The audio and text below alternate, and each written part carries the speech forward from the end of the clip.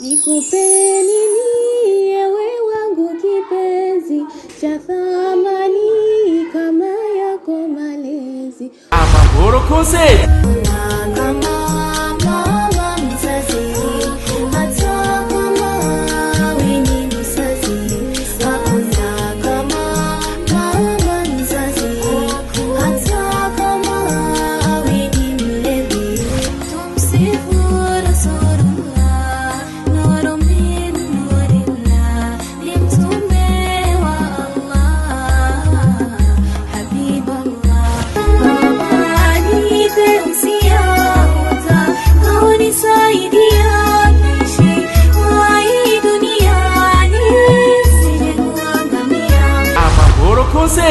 Assalamu alaikum warahmatullahi wabarakatuh. Kwa majina naitwa Warda Sadullah. Ningependelea kualika nyote katika tamasha letu la Mahoro Concert la Eid ya kwanza Gitega, na mimi nitakuwepo. Tunawakaribisha kwa shangwe nyingi sana. Tukutane siku hii ya Eid Gitega. Karibuni sana. Kwinjira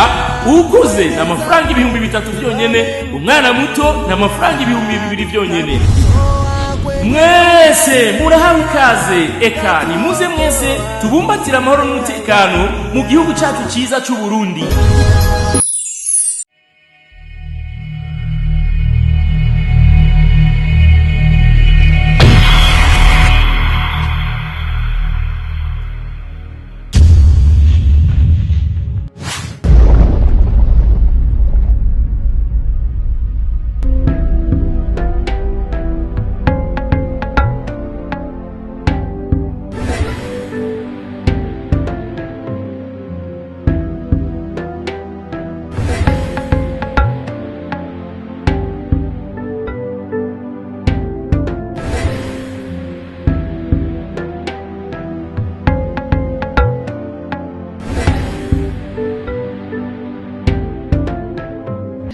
Kurubitse mutima wose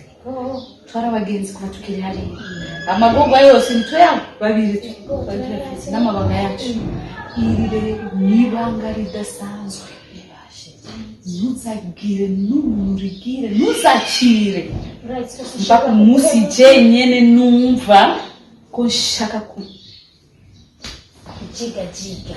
sishaka kuvuga nyinshi Ariko urabizi ko ushobora nyene wegenda izo kuzaliye cyane ko tyarimwo yego.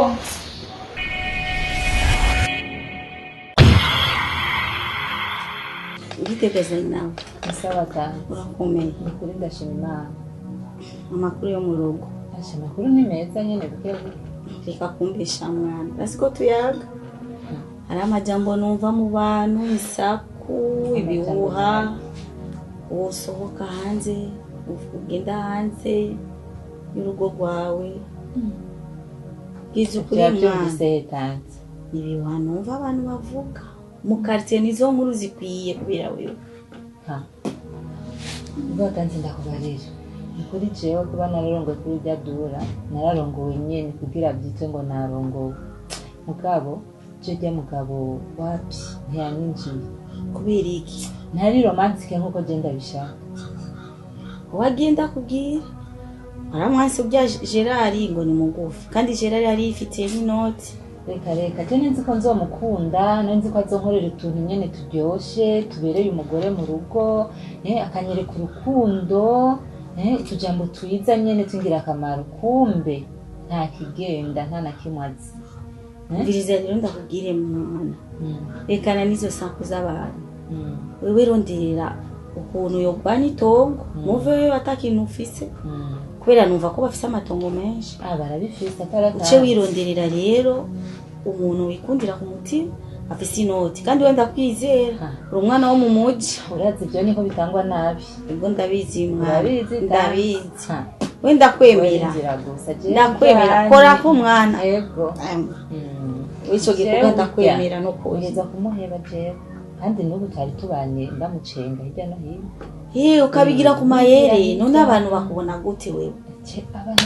ahubwo sindavyumva. Ubu telefone zaraje, ukamugira nyandikira message, hanyuma nawe ugasoma ugaca umukurikira. reka mara ndabigira uko nyine mbwa wari igihe usanga tugiye nko kugikirora ahantu tugasohokera ahantu kurya inyama uratse ko nkunda akanyama kokeje basanga hariho abatubonye rero bajya batubonye bacashikana inkuru uraza abantu bikigata banga bafise nivyo ga mwana we rero ikiri ngaha jewe ngira ntegura ibintu ndabishire ku musitari nzoveyo narose ikintu mvuga ati iki kintu nagikuye kuri urya mugabo naho ntamukunda mugabo narakwiye ikintu nanje nico nshaka mwagwito hanyuma niwarironga muze ngaha curondera ahantu winyegeza kwanza kubera ntoshikira nga azokurondera ahubwo rero none umugambi mwiza je nzi ko nzocanza ngaha ngume ngaha muhira kumbe rero yocaza kundondera ngaha zoca ndamukwepa n'amezi 2 canke 3 amezi 2 yahize uzoca ugaruka aziba yavyibagiye arondera abo bangana bwana nawe umwangu ujya mugabo ukuri aragukunda nawe uzoja mu kuzimu azokuronderera nico gituma nakubwiye uca ugenda winyegeze nawe ugenda mu kuzimu yo gukurikira ndabizi ngena nkunda nanje ntamwiyumvamo na gato sinigeze ndamukunda tanzi nta n'umunsi n'umwe rero ko mbariyo nzogerageza ndabe ingene ndamukweta mugabo rero agati kakukoze ibara uragashibura n'ikumva azohava yimba no munsi yipfa ndondereye mugabo aribesha jewe nawe wenda kwizeye Iwaga idasanzwe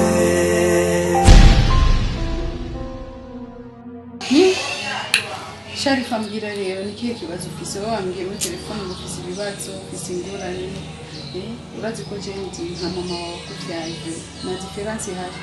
ndagukunda nuko umuvyeyi agomba kumbwira ko bwawe rero nshaka kumbwira ibyo bibazo byose ufise peut-être ushobora kugufasha sibyo urabona mama mukuri naravye mbona nta wundi ufise nobwira ibibazo impanze jewe vraiment mfise ikibazo kimpanze ni ukuvuga umugabo wanje kuva twakagira mariage niko uravyumva tubanye mpagishike na gisaza ni ukuvuga ubwa mbere ho nibaza ati ngira yo barakazi gakomeye arushe none nkavuga none abandi bakobwa barongowe nuko bigenda niko uravyumva guteye mbwira neza mbitahure sindavyumva neza gishike na gisaza turyama nk'umukobwa ku mukobwa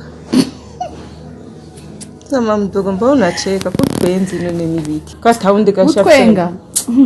ahubwo akabi gatwengwa nka keza aha ndakubwiye sugutwenga ahubwo ndumiwe aha ndakubwiye aha ndakubwiye wabona imodoka zitembera reka kurira mbwira aho ubona abantu bagenda ngo n'abantu nukuri navuga ati ni nk'igishusho bya bintu bavuga ngo mugabo n'ipantaro gusa so wari reka kurira mbwira urabona icyo nza kugufasha uherutse numva ngo yagize ngo accident umugongo ngo uravunika mugabo mama sindavyemera none kuva iyo accident itaraba uko kwezi kose woyoca yivugisha ngo ni accident none kuva mukibwira mariage kwezi kose kwaraheze arara accident yaje none byabaye fye ndara nifumbireje abandi barara babafumbatiye none gasha uvuga umuntu gute ndabwe nta demara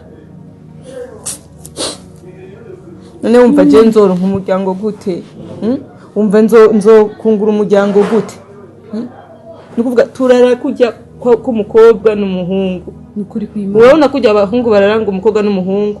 niko vyumva ko ndiko ndabicurikanga ndabivuga ko bitari niko aragahinda gusa afise umutima gatuma ntahevye nabaye n'ikirofa niko vyumva jubu ndavyuka nkicara muri salo bavyumva uko kuvuga ati none handi kumwe n'umugabo ndi kumwe n'iki sinzi ngira cyangwa ngira n'umukobwa yiyambika ipantaro ntavyozi nta kamaro na gatoya naka amaze mu gitanda nk'abandi bagabo mbona n'akamaro ko kwitwa umugabo w'ikigongo ivyo nivyo na kamwe kuva twabana ubwa mbere ho nibaza ati ngirana uburuhe yavuye ku kazi yarushe mvuga ati none uyu muduga w'umumariye iki ni inkorofani ni iki kwimana nta na gatoya ntacamaze mu ijoro arara hariya nk'iki mana dusenga ngo ni imigongo ngo yagize amagisi yakuva yakayagiriye kubera iki ubwa mbere ataragira accident hose twamaze hafi igihingo c'ukwezi ata kintu na kimwe ntademara ntabe namba ntademara nifye cyangwa jengera yoba yarakorokewe n'ibiti ai hori ko twenze kamama n'ibiki oya reka nkubwire umukobwa wanje kwanza reka nkuremeshe wowe uracyari umukobwa mutoya ku buryo kudashobora kwihebura kandi uri mwiza ufise ubwiza bwiza imbere ya byose kwanza shira umutima hamwe ico kibazo ushobora kuciga twagitorera umuti ariko ico no guhanura nk'umuvyeyi wawe urumva genda ubwira umugabo wawe mwicarike hasi umubazi ati mugabo wanje mbwiza ukuri nta kintu woba wakoze cyashavuje Imana yawe yo mwijuru akaba ari igihano Imana yaguhaye kuko icyo ni nk'igihano ibyo ni umuhungu afise imyaka ingahe hajya afise 28 sindavyumva ubona ko akiri mutoya ibyo bintu biba ku bantu b'abasaza b'imyaka 65 70 n'ibyo bintanga narazanye amatanga wizi nzana ibintu byahe zose ndagutakiye ivyatsi ntavyo ntarandamuye hariya byose ndagenda ndayorora ndaranga imiti ngenda sinzi niyo ariko ibintu byaranse n'imizi y'ibiti yose naragiye ndagenda yo ndimbagura ndamuhanga hekenye nkamukorogeranwe ariko habe namba mukama w'ikigo ngira ngo ibyo ni ibintu ni igihano cy'Imana sinzi genda umubaze neza mwicarike hasi ati mbwiza ukuri nimba ari ikintu kibakosheje dusabe ikigongwe ku Mana dusenge dushira amavi hasi dusenge urumva Imana ishobora kubikora ariko utambwiye kandi ndumugore wawe nukuri ko Imana bizombabaza umubwire ushimitse akubwira ibyo bintu yoba yakoze byashavuje Imana ihituma igihano sinumva nico gihano Imana ko yaba yampohoteje bye babinda wega nanje sifisa agateka nk'akabandi bagore mu bakobwa imbere yo gukunda abantu muje mubaza mama sinenze ko je no bana n'umugabo adakomeye atademana numva two batubanye ku kamaro nyabaki umva two yoba mara yamariye je sifise byinshi uvuga mukobwa wanje je gusa genda ushimi ebana umubwire umugabo wawe akubwire ikintu yoba yakoze kibishe cyashavuje Imana yiwe mwijuru ndagenda kumubwira ndamubaze nje mugabo nawe unsengere mugabo wanje imbere ya byose usenga wa mbere kuri twese niwe asenga je ku mavi natwe tumufashe ariko kwanza kubwira ico yoba yakoze kuko atakikubwiye cyangwa adasenze ni ngorane kubera ubuzima mbayemo ni ngorane kuri burateye agahinda nkore ebana birababaje burateye agahinda kabisa je kubera ubuzima ndiko ndabona ibigero ndiko ndageramwe tamwana tuko turavyara uriko uravyumva mama reka ngende nawe nyine yakubwiye ko atamwana afise mama nta mwana afise nta mugore yigeze none kubera ko imodoka y'ibitaduga nk'izabandi nuko yakubwiye ngo nta mwana afise nta mwana yigeze kandi nta n'umugore afise vraiment n'umusore byiza cyane nuko yakubwiye yego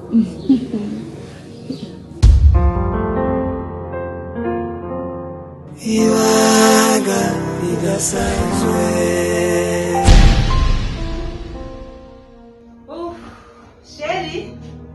sheri wishe ingo dusamagana ngaha muri saro yo indugumba ni nyinshi umutekano ni wose turi yareze ntiworaba hasha ibintu nkora uyu munsi sindoka ndavyibagiye nimenjo yaziraha agenda kubwira umugabo wawe nzomwereka gica adashoboye abagabo bose narabereka intuze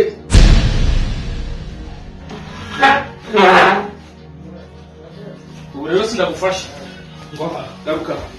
garuka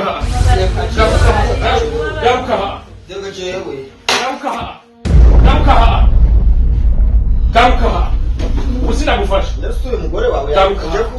garuka ubu ndabafasha ya telefone yanjye iriho ndabafotore kwanza jewe ndakubwiye ni iminsi yose namye ndakubwira wewe wa mugore y'ukuri indaya wewe ukanga kuvyumva uno munsi sindabafatana itongo uno munsi mu nzu yanje mu nzu yanje ubwo we no guca n'umutwe we Tubabarire. Oya mubabarire. Ekura baturindire kwanza baturindire n'ukuri kw'Imana indani mu nzu yanje ukubahuka mu nzu yanje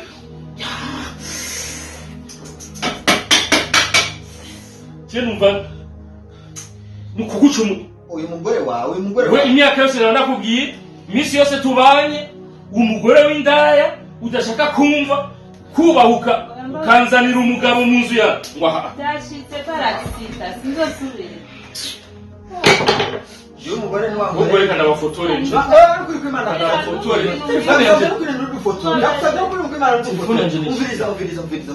ndabigusabye jewe vuga ibintu kuri ngoma na bafotore vuga ibintu byose kuri WhatsApp nabashireko kuri Face mujeko kuri YouTube mujeko kuri Twitter wewe ntunkoreko abantu kuri kw'Imana umviriza je vuga ibintu byose wumva ushaka je ndaguha je ndafise amatongo mu ruhogo ku mubene mpozi je umbwira ibintu byose ushaka n'ukuri kw'Imana ntumaramaze kuri WhatsApp Muhi dufise byose tubabarire. Muhe. Fata andika usinye ibintu byose utanze usinye ibintu byose utanze yuko bibaye ibyanje andika mbe uko niko wafata ikaramu uko niko wafashe ikaramu indira none sawa andika umugore wawe andika sinya aha wandika ibintu byose n'umugore wawe jewe mvuze je ntajye kumbwira ngo umugore kurambira umugore jewe None mubabarire sinye. niyandike ubunye Andika basi none byashitse. no mwejeje byobaye Nari nzi kuhaza. andika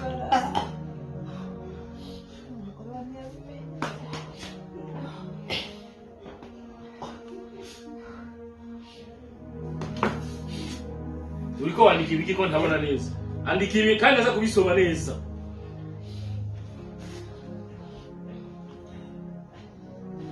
iminsi yose wa mugore n'aba ndakubwira wewe yuko udashoboka wewe ndagutwara iwanyu ngira shangazi wawe yuko wewe unaniye wewe yuko utabaho utari umugore wewe umugore w'indaya umugore atumva kinyenzi makwa n'umugore wawe andika wewe nituvugana na kimwe wewe sinye n'ukuri kw'Imana ako jewe maramaza kuri WhatsApp uri umugore wawe nibanzanye ibintu sinya andika izina ngaho sinye andika n'itariki hani isoni mu nzu yanjye inzu nakurongoroyemo wewe akaba ari uzana mu wundi mugabo nawe ugaca wemera rero umugore w'ikigugu ukamuzanya iwanje mu nzu yanjye jewe ukamubwira ngo jewe ngo wewe nta byangombwa by'ubugabo ufise wewe aba nibo babifise rero ndashobora kugenda aba nibo babifise uyu niwe afise rero ibyangombwa uyu niwe afise ibyangombwa niko nakubaza wewe uyu niwe afise ibyangombwa uyu ni accident ubwo rero asha chamumvira mu nzu mugende mucanye n'uyu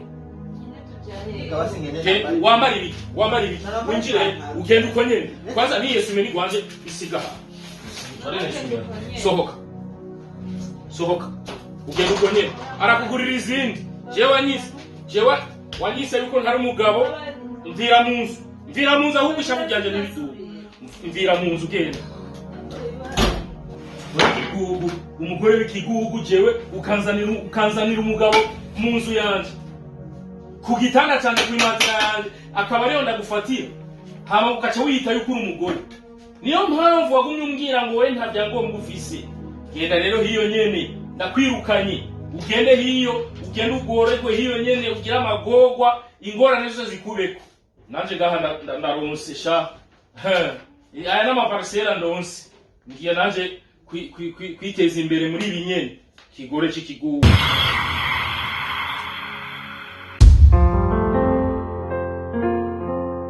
ibanga ridasanzwe nikupe nini ewe wangu kipenzi cha thamani kama yako malezi Amahoro Concert.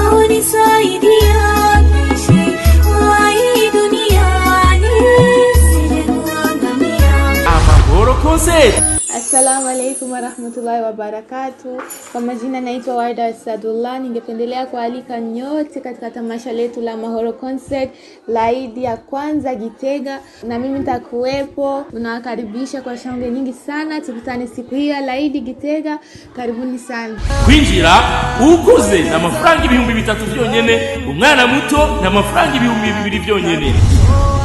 Mwese murahawe ikaze, eka ni muze mwese tubumbatira amahoro n'umutekano mu gihugu cyacu cyiza cy'u Burundi.